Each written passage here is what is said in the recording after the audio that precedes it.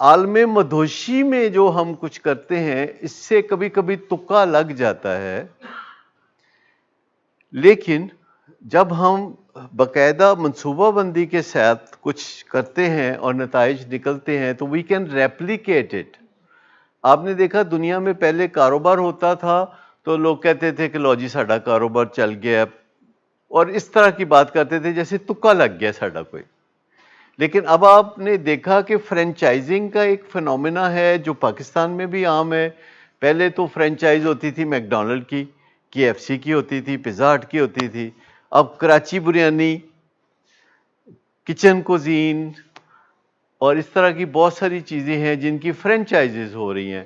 But کڑھائی، جی جوید نہاری، اور وہ اس بندے کا کوئی تعلق نہیں ہوتا جاوید سے، سوائے اس کے کہ اس نے فرینچائزنگ کی ہوتی ہے، لیکن اس کا پیچھے وہ سٹرکچر دیکھ رہا ہوتا ہے کہ یہ سٹیپس تم نے لینے ہیں، اس کاروبار میں تم نے یہ کرنا ہے.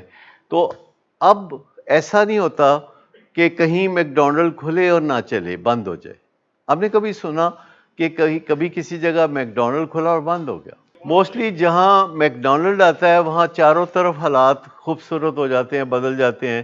اگر آپ کو یاد ہو تو میک ڈونلڈ جب گلبرگ آیا تھا اور لمبی لمبی لائنیں لگی تھیں تو اس وقت گلبرگ بڑا سادہ تھا. It was 25 years ago. اس کے بعد وہ سارا جو علاقہ ہے ارد گرد کا، وہاں کی ریئل اسٹیٹ جو ہے وہ بہت مہنگی ہو گئی. تو نارملی وہ ریپلیکیٹ کرتے ہیں اس چیز کو. ابھی جتنی دیر میں ہم بات کر رہے ہیں میک ڈونلڈ کی، اتنی دیر میں ایک اور میک ڈونلڈ دنیا میں کھل گیا ہے.